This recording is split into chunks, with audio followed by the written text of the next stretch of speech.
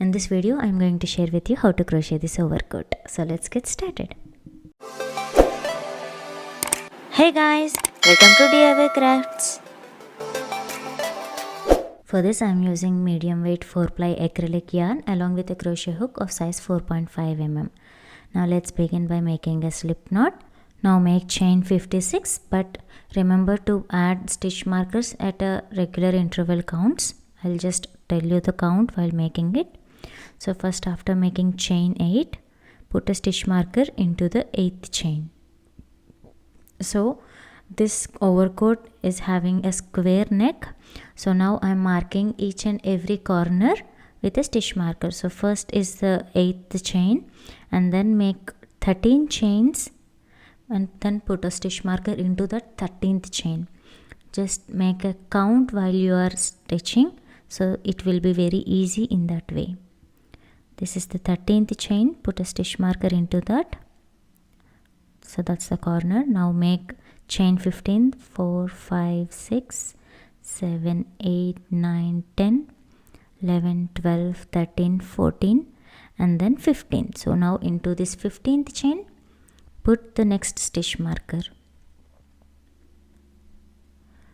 Now make another 13 chains.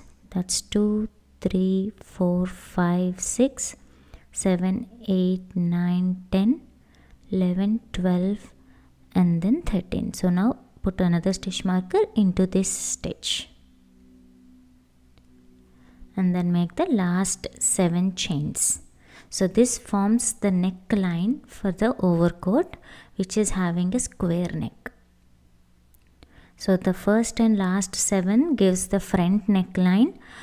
12 and 12 will become the shoulder part and 14 stitches will become the back part. Now we'll start making the first row. Make chain 2 and skip 3 chains from the hook and then make 1 double crochet stitch into the next stitch. So that's 1, 2. Now that's total of 3 double crochet stitches including the first chain 2. That's 4, 5, 6 and 7. So first 7 double crochet stitches in the first chain 7. Now we have reached the stitch marker stitch. Remove the stitch marker and into that stitch make 3 double crochet stitches. So in this pattern we are going to add increases for each and every corner to give that square shape. So after making 3 double crochet stitches into the same stitch, put the stitch marker into the middle stitch of all those 3 stitches. So this will give you the corner reference for making the second row.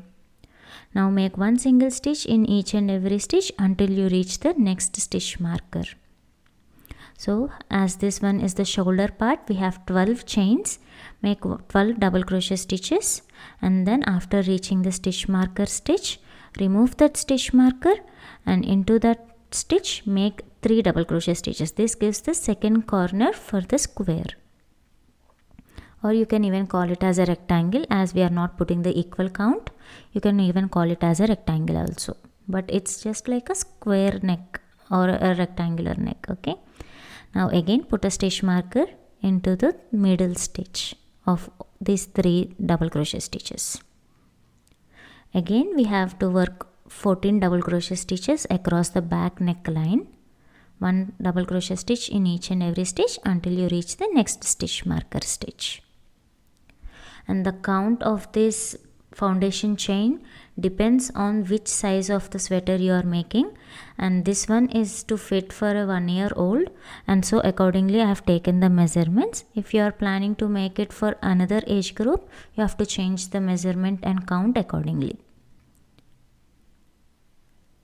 Now into that stitch marker stitch make 3 double crochet stitches and again put the stitch marker back into this stitch. Again we have to make 1 double crochet stitch in each and every stitch into the foundation chain until you reach the next stitch marker stitch. Make 1 double crochet stitch in each and every stitch, and this gives the second shoulder. And then after reaching the stitch marker stitch, we are making the last corner of the square at the front neck, remove the stitch marker, and into this stitch make 3 double crochet stitches, and again do not forget to put the stitch marker into the middle stitch of these 3 double stitches. And once you get the hang of this in identifying the middle stitches in these increases, you don't have to put any stitch markers, you can just go with the flow. But if you are a beginner, it is suggested to take the help of a stitch marker. Now we have last 7 chains remaining. Make the 7 double crochet stitches, 1 in each chain, that is until you reach the first chain of the foundation chain. So this completes your first row, and this forms a square. You can see the shape. So the front and last 7 stitches gives the front line, the 12 stitches on the sides gives the shoulders, and the 14 stitches on the back gives the back line, and the 4 stitch marker points gives the corners. So this is the base of a neckline, and this is how you create a square neck or square shape for your jackets or sweaters. Now let's continue to make the second row. See, this is how we are going to fold it when you wanted to make the sweater. Now let's start the second row. Begin with chain 2 and turn your work. Now turn your work and then skip the first stitch, and then continue to make 1 double crochet stitch in each and every stitch. The chain 2 is also considered as first double crochet stitch in the second row, so include that while you are counting. So in the previous row you have 7 stitches, and this row you will have 8 stitches. Once you are done with 8 double crochet stitches, remove the stitch marker, and now into this middle stitch make 3 double crochet stitches. That's 1, 2 and 3. Now into the middle stitch again put the stitch marker back. So this is how you keep on tracking the corner for each and every row and each and every corner as well. Now on the side make 1 double crochet stitch in each and every stitch until you reach the next stitch marker, that is the second corner where we have already put the stitch marker to identify. And likewise you have to continue until the end of the row. So just for your clarification, I am showing you the video in full. Just remove the stitch marker, make 3 double crochet stitches into that stitch, and again put the stitch marker into the middle stitch of all those 3 double stitches. And then for the sides we have to make 1 double crochet stitch in each and every stitch. So on the sides we are not going to add any kind of increases or decreases. We are going to add increases only at the corner stitches. That too we have to make 3 double crochet stitches in order to retain the shape. Okay, so into the corners and until you reach the last stitch. After making the last double crochet stitch, do not forget to add 1 more double crochet stitch over the chain 2, the previous row where we have done the chain 2 for this height. Do not forget to add 1 more double stitch on that. And then for the next row, begin with chain 2, turn your work, and we are going to repeat this pattern of making 1 double crochet stitch on each stitch on the sides, and into the corner we have to make an increase. Here I forgot to put the stitch marker, but that doesn't mean I am going to forget the corner. See, it is very easy to identify the middle stitch on the 3 double crochet stitches. So we have to keep on adding rows until you reach your required measurement of shoulder to shoulder measurement. Also the gap in between your neckline to your armhole, the desired armhole length is also taken into consideration. So here after making the 4 rows, we are now going to make the partition between the armhole and the body for the overcoat. So for this, begin with chain 2, turn your work and start making 1 double crochet stitch in each and every stitch until you reach the stitch marker stitch, that is the first corner. So as the rows keep on increasing, the count of stitches also keeps on increasing. So that keep in mind and also count the stitches while you are working. Now once after reaching the corner stitch, remove the stitch marker and into the stitch make 1 double crochet stitch. Now we have to skip all the stitches all the way until you reach the next corner. So all these stitches in the middle, which will give you that shoulder or the hand sleeve space. Okay, this will give us the armhole. Now make one double crochet stitch into the next corner, leaving all the stitches in middle. So this will give the space for first sleeve. That's the first armhole. Now we have reached the back neckline. Make one double crochet stitch in each and every stitch on the back line as well until you reach the third corner. After reaching the third corner, remove the stitch marker and make one double crochet stitch into this particular stitch. And then we are going to separate the second armhole. So for that, skip all the stitches in between the third corner and the fourth corner. Now remove the stitch marker from the fourth corner as well, and then make one double crochet stitch into that corner stitch by skipping all the stitches in between these two corners. See, it's very easy to identify the middle stitch. We have 3 double crochet stitches in that single stitch, and into that middle stitch we are making a double stitch. And now we have reached the front part of the sweater. Make one double crochet stitch in each and every stitch until you reach the other end of the sweater. Then chain 2, and now let me show you how the sweater has taken the shape. So the front opening part is the sweater opening like the jacket, and then we have armholes and the separation of the body from the sweater. If you want, you can do the blocking by the end of the project. So that's first arm sleeve and then the second arm sleeve and the front open sweater. And now we are going to add the height until you have reached the waistline. And as it is half overcoat kind of thing, I'm not adding too many rows. I'm just adding like 2 to 3 rows until I've got the enough height. And then here I'm going to add a small border for it, and this will enhance the look of the overcoat. If you want it to have the more of length, you can add more number of rows. So begin with chain 3 and then turn your work. And this complete sweater we will work only in a to and fro method.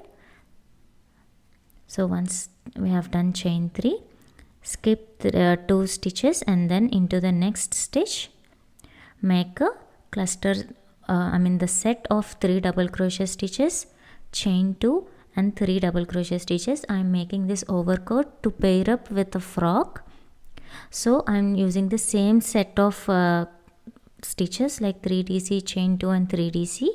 So now I'm going to repeat this stitch pattern for every 2 stitches, like skip 2 chains, skip 2 stitches and then make the cluster like 3 double crochet stitches, chain 2 and 3 double crochet stitches. Let us call it as a set. And then again skip 2 stitches and make one more set into the next stitch. So here you might be wondering, like all the 6 double crochet stitches will be working in the same single stitch. The stitch might go like we might get a big holes, but it's not a big problem once you're gonna deal with them, or when the stitches are completed, these holes doesn't show much. Again, after completing this set, again skip 2 stitches and then make one more set into the next stitch. Likewise you will continue to make until you reach the other end of the project. So here we are making the last set. So 3DC, chain 2 and 3DC into the same stitch. Here if you see, you have 2 more stitches remaining on the next side. So for that I am just making 1 double crochet stitch into that stitch. So this will give like a nice finishing to the project. Now for the next row, again begin by making a chain 3, or even if you want, you can make chain 2 also, but chain 3 gives the height required for that particular set of stitches we are making. Now into that chain 2 space I'm going to make 6 double crochet stitches. That's 1, 2, 3, 4, sorry it got slipped a little, that's 4, 5 and 6. And then we are going to repeat this pattern like 6 double crochet stitches in each and every stitch. In each and every stitch we have to make 6 double crochet stitches in each and every chain 2 space. So you might be wondering why not 3DC chain 2 and 3DC, because I am just making it as a last row for this overcoat, so I am not giving any chain 2 spaces. But if you wish to add more rows hereafter, you can repeat one more row with 3DC chain 2 3DC and then add the last row with no chain spaces. This will also give the nice ripple effect for the project. And now continue this making 6 double crochet stitches in each and every stitch until the last chain 2 space. So here I am making the last few stitches in the last set. And now once the last set is also done, make 1 double crochet stitch onto the top of the third chain in the previous row. And then chain 1 and trim the excess thread by leaving a small tail end, just enough to sew the ending into the project. So this is how the coat looks like. Now if you want to add a zipper in the middle, you can do that, but if not, if you want to add some buttons to it, we have to add one more row across the opening in the front. And the most easiest way is to add a chain in a crisscross shoe manner to just give that enhanced lace interlocking look. So for that I'm just using a contrast thread like a pink color, the same thread which we have done for the frock. So I'm just taking 2 strands of it and then making a chain out of it. Make the chain of approximately 15 to 16 inches to fit this project, and once it's done, trim the excess thread. You can leave the tail ends like that because it just adds to the project beauty. So once the chain is ready, weave it crisscross across the project as shown in the video. Now attach this thread to the sweater as shown in the video. This is so satisfying and very easy to watch, right? Once the attaching is done, this is how the sweater looks like. You can add a simple bow, or you can just tie this chain at the neckline to make it a bow. A simple knot is all you need. Now let's add the sleeves to the project. I'm using the same color thread. And now attach it across the armpit as shown in the video. Now if you notice, we'll have a chain 2 on one side and a double crochet stitch on other side. Now into that particular stitch, add your thread.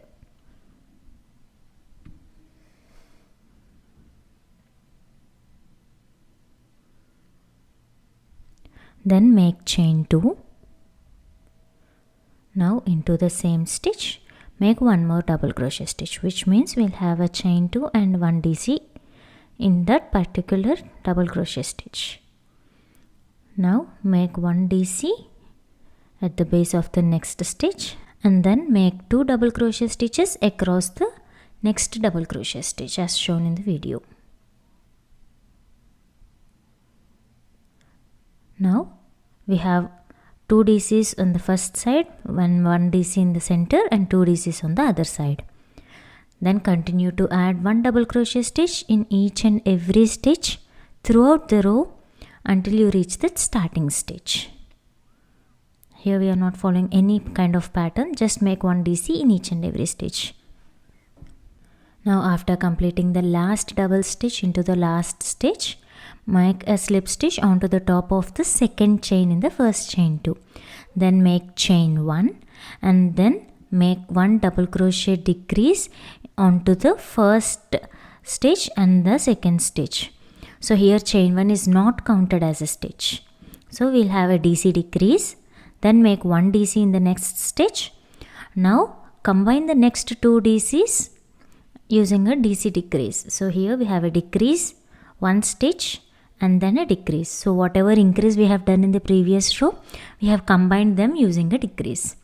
And then we will continue again making one double crochet stitch in each and every stitch until the same starting point. Now after completing the last DC, make a slip stitch onto the top of the first decrease. As we are ignoring the chain 1 as a stitch, make a slip stitch to close this row.